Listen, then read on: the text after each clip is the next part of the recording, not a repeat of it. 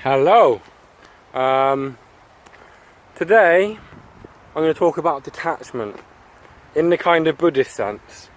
So, detachment is kind of, on its own, it doesn't really mean anything. Detach. It's a verb, isn't it? Or it's a kind of configuration between two things. It's a relational term. So, to give it content, you've got to ask the question, what is it that you're detached from? Now then, in the Buddhist kind of doctrine that I'm aware of, it's from the consequences of your actions, that you no longer act for praise or blame. And this, with the Buddhist doctrines, it's not so much that they have an end point, it's that they're a process, a kind of dialectic. So, you detach from praise and blame, and before they were the motivating factors for your actions, that you wouldn't do certain things because you were scared of blame, and you would do certain things because you wanted praise. And once you detach from those things, you're no longer scared or motivated by them. Now, what does that state look like? Again, the mind will turn this into a command. That command will be that a detached state will be one of equanimity. You will react to nothing, and you will sit quietly and shut your gob. That's pretty much what the mind does with that. But really what detachment brings you to is a kind of nirvana state. And this state is the same, it's got the same content as everything that happened before. You have all the thoughts going on and stuff like that. And then you see that this nirvana state, it was exactly the same as the state before. And now that you're detached from the consequences of your actions, you're no longer scared of anything. You don't fear stuff. So, what are you going to do? Well, you'll come back to normality again. The enlightened state is the same state as the normal state. It's just that in the normal state, you create these excuses and justifications for acting, and you're always kind of second guessing yourself.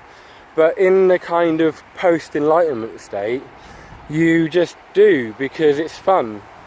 And then you see that these excuses, like say, seeking out praise or avoiding blame, were just excuses you used to act and do what you wanted to do.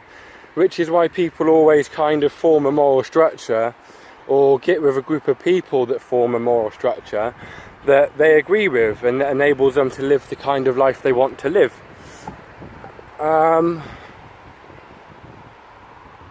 In a sense, you could talk about what Nirvana is and Samsara. So Nirvana is when you blow out the candle of desire. Supposedly, in one interpretation of it, I prefer Alan Watts' interpretation. Nirvana is a kind of, phew, the weight's off my shoulders. And the thing is, the Nirvana state is the same as the Samsara state, which is this cycle of birth and rebirth, you know, or it's this kind of cycle we find ourselves on. I'm hoping that I get gratified by doing this thing. I do it, and it gratifies me for a bit, but ultimately it leaves me ungratified, so I seek out a new gratification. And the thing is, in a sense, Nirvana is a nice little holiday from that, but it's a holiday, not a home. And I mean, you can get to this kind of state of nirvana through meditation, where there are no thoughts, you're just sat there, and then from this point everything looks simple, everything looks easy. Some people, like me, get to it through a kind of serious traumatic experience that leads them to want to kill themselves.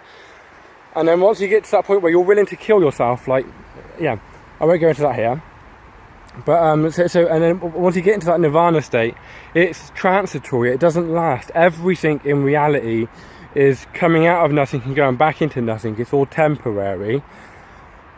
But once you understand that nirvana is the same as samsara, it's part of that. You achieve the nirvana state for a bit, you've got a nice quiet mind, and then the gabbling comes back, and then you come back into reality. It's part of the temporary realm.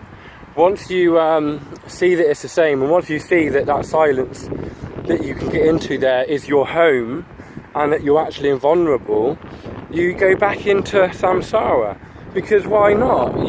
You were doing all of that before because you wanted to. You wouldn't do it. You wouldn't act in recurrent ways if it wasn't fun for you on some level. It's a bit like children playing in the mud. And what they do is they're playing in the mud all day long and they get really, really dirty, right? And then they go and have a wash in the shower, and it's so relieving getting all that mud off, you know, you feel so clean and fresh. And that's nice. But you still want to go and play in the mud, don't you? It's fun. Goodbye.